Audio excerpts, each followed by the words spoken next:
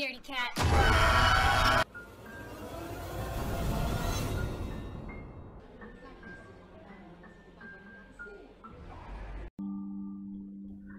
Je m'appelle Michael, je suis détective privé et récemment j'ai reçu un nouveau contrat.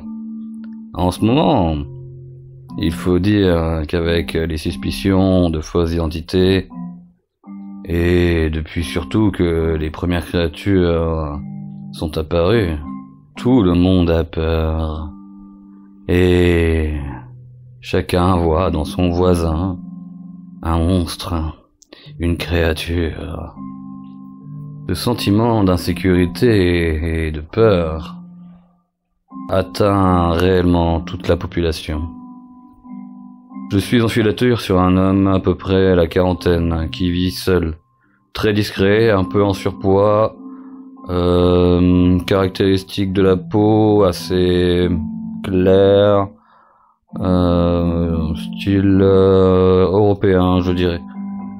Son voisin a loué mes services car il est persuadé que c'est une des entités.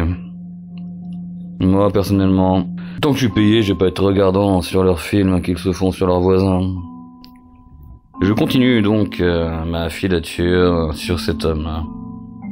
Je l'ai même vu sauver un petit chien d'une bande de jeunes qui étaient en train de le taper lâchement, des jeunes qui n'ont sûrement pas appris par leurs parents à respecter et aimer des animaux.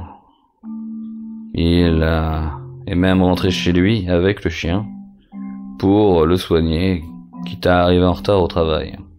Je me dis qu'un gars qui sauve un bébé chien et le soigne,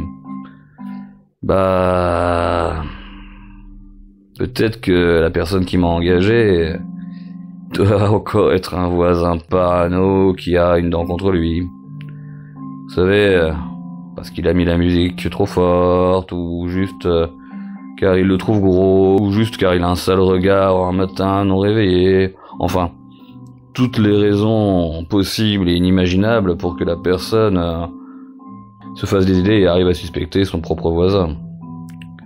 Mais bon, c'est vraiment un monde étrange dans lequel on vit actuellement. Une fois qu'il est arrivé au travail, je reprends la surveillance de mon bureau.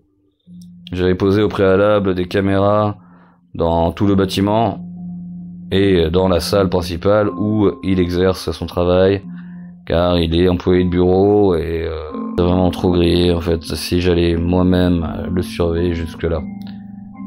Ils se connaissent tous les gars. Ils me verraient arriver là, je pue le détective privé à 100 km, hein, voilà. Donc je le surveille avec mes petites caméras adorées. Caméras qui font quand même pas mal de modes, hein. Mode détection de chaleur, nocturne, détection faciale. Bon, un petit peu d'équipement on va dire. Et une chose qui me... Ouais, il y a une... Ouais, c'est quoi ça? Ah, il y a une équipe de tueurs d'anomalies qui débarque dans ce moment. Oh là là. Ah, j'espère que c'est pas pour mon client, parce que là, du coup, ce serait pas moi qui aurais découvert. Ouais. Alors, du coup, ouais, ils sont là. Ça crie. La directrice, elle sort de son bureau. Oh, la garce. C'est elle qui les a appelés. Elle vient de désigner un employé. Ah, il essaie de fuir, ouais, voilà, tu pourras pas mon coco, ils sont déjà partout. Ouais, du coup, ouais, il s'est fait choper. Ouais, alors moi je regarde surtout mon client. Parce que si c'est vraiment une anomalie là, qu'ils ont attrapé, eh ben, ils vont sûrement le tuer là. Et si mon client ne réagit pas, c'est que, déjà, c'est que c'en est pas une. Ouais, aucune réaction. Les hommes viennent de tuer l'anomalie. Ah, directement comme ça. Juste sur... ça aurait pu être un humain, vous imaginez? Juste parce que la directrice a appelé pour dire que c'était un extraterrestre ou une anomalie, comme on les appelle. Ils sont arrivés, ils l'ont pris, ils l'ont plaqué au mur, ils l'ont tiré une balle dans la tête. Ouais. Même pas de vérification, rien du tout. Je vends. Ouais. Alors, il quitte son boulot. Bah, je vais le suivre, tranquille. Hein. Toujours à bonne distance. De toute façon, c'est pas le genre de personne qui regarde derrière son épaule, lui. Et là, franchement, le gars, il est verni aujourd'hui. Il vient d'éviter de justesse de se faire agresser par une des créatures. En fait, c'est ce genre de créature, ça ressemble à un gros slime dans les jeux, vous savez, le mob niveau 1, mais avec une tête ressemblant à un humain. Sauf que au-dessus des yeux que les humains ont, il a une autre paire d'œils en haut sur le front et une autre paire sur le dessus du crâne qui sont eux-mêmes reliés à une sorte de petit filament, une fine tige amovible en quelque sorte, parce que franchement je sais pas trop comment vous le dire. Vous savez, un peu comme les clés USB avec les lumières, vous voyez, qu'on bouge dans tous les sens. Voilà, bah c'est, imaginez ça au-dessus de la tête en guise de lampe, un œil au bout de ces tiges. Et elles peuvent être dirigées vraiment dans tous les sens. Donc c'est le cas de le dire, ils ont vraiment les yeux derrière la tête. Avant même que je puisse sortir mon arme, le groupe qui était venu à son travail arrive de la ruelle sombre d'où était apparu ce monstre, qui était en train de grandir exponentiellement pour manger mon client. Ils lui ont tiré dans la tête et ils sont en train de l'achever. Il y a un des membres de leur équipe qui éloigne mon client. Il parle rapidement avec lui. Apparemment, il le rassure. Il a pas l'air très courageux, mon client, quand même, hein. Téméraire, parce que bon, il a pas trop bronché, mais pas très courageux. Voilà, bon bah, il reprend son chemin pour aller chez lui. Allez, on avance. Moi, je passe devant la scène. Je regarde le massacre du trottoir d'en face. Et il y a certains des gars de l'équipe de nettoyeurs d'anomalies, ils me connaissent. J'espère que cela, ça va pas entacher mon enquête, hein. Parce que c'est vraiment des gars qui ont la fâcheuse tendance de fourrer leur nez partout. Ils seraient capables même d'essayer de me prendre ma prime. Bon, ça va, ils m'ont juste fait un signe de la tête, c'est bon. Et voilà, bon, il est chez lui. Voilà, même routine que d'habitude, au niveau des lumières, le salon, la cuisine, puis ça s'éteint, puis la télévision, puis la chambre, et plus rien. Voilà, tac, une journée de plus finie. C'est toujours pareil depuis le début de ma filature. Il décide de laisser un réseau de caméras faire le reste. Rentrant pensif à cet homme, il ne remarquait presque pas deux créatures, tête et main, pris d'un piège de bois d'un temps révolu. Mais pourtant, efficace face à ces drôles d'invités sur Terre. Continuant à vagabonder dans ses pensées, il se dit que tout le monde est tellement seul et ne vit plus dehors sauf pour aller d'un point A à un point B. Ils ne connaissent plus leurs voisins et en ont peur. Leur cercle social est uniquement virtuel. Personne fait attention à qui que ce soit.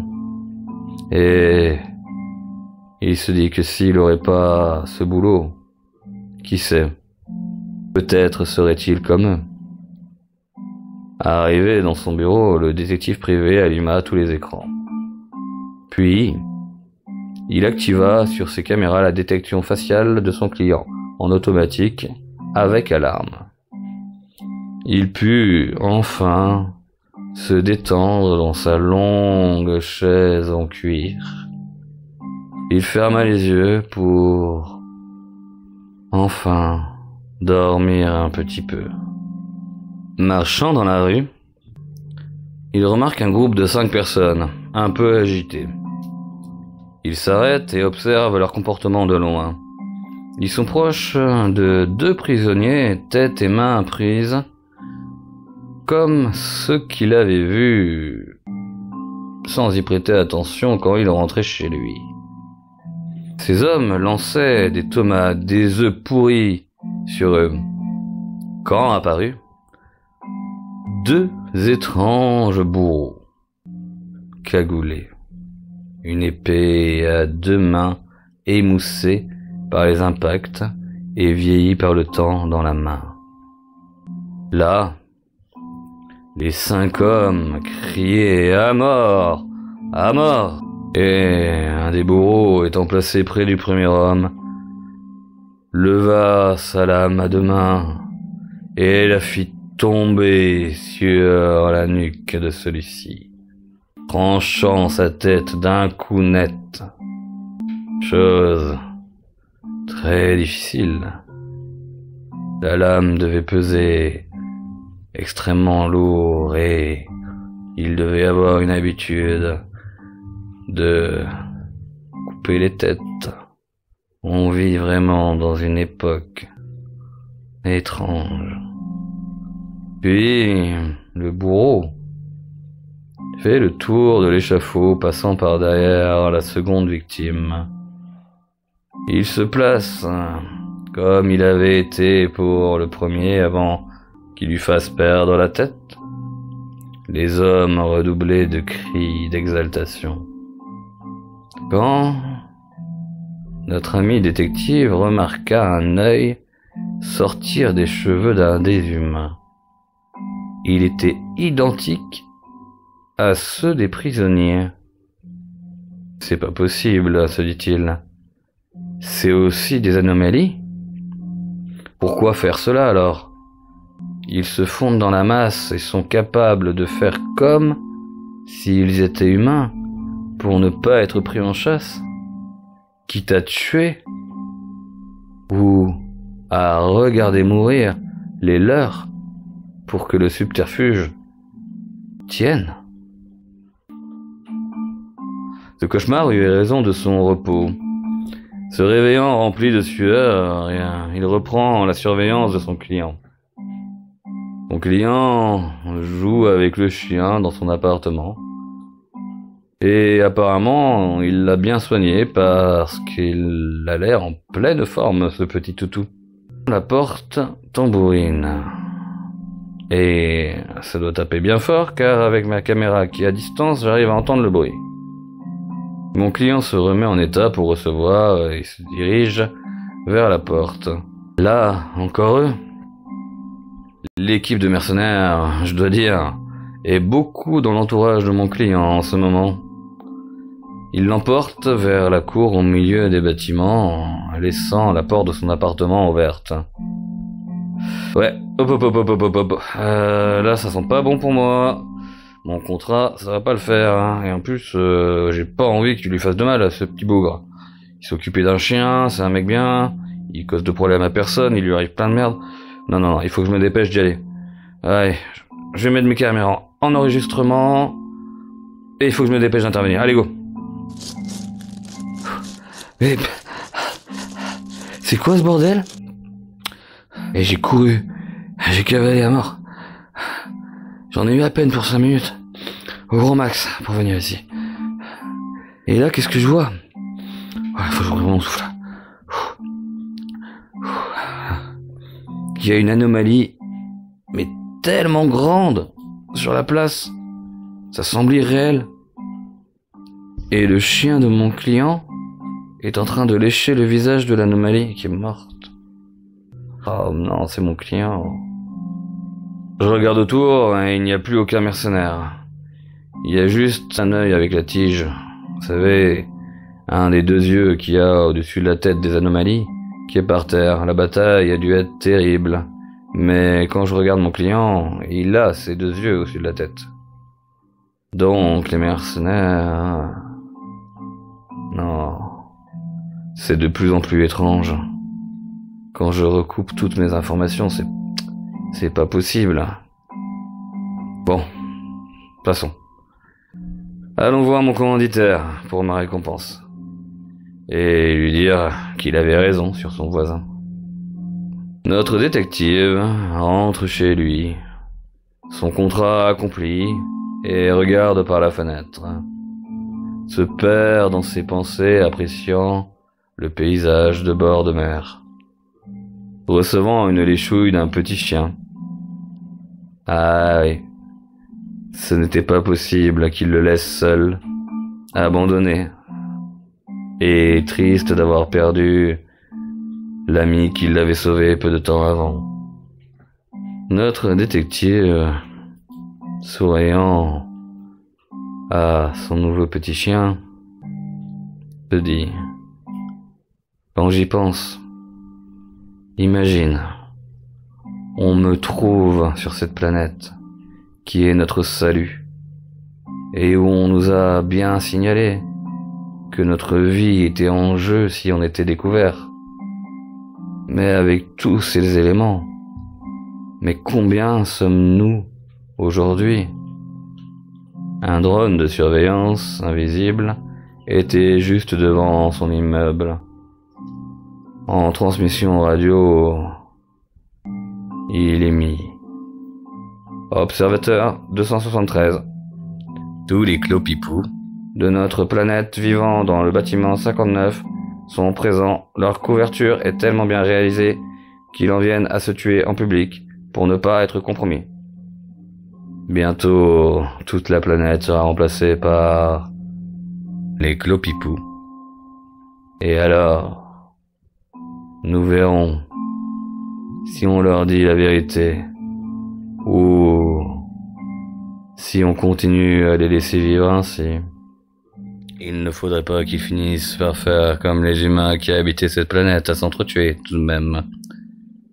Faites rentrer le drone à la base.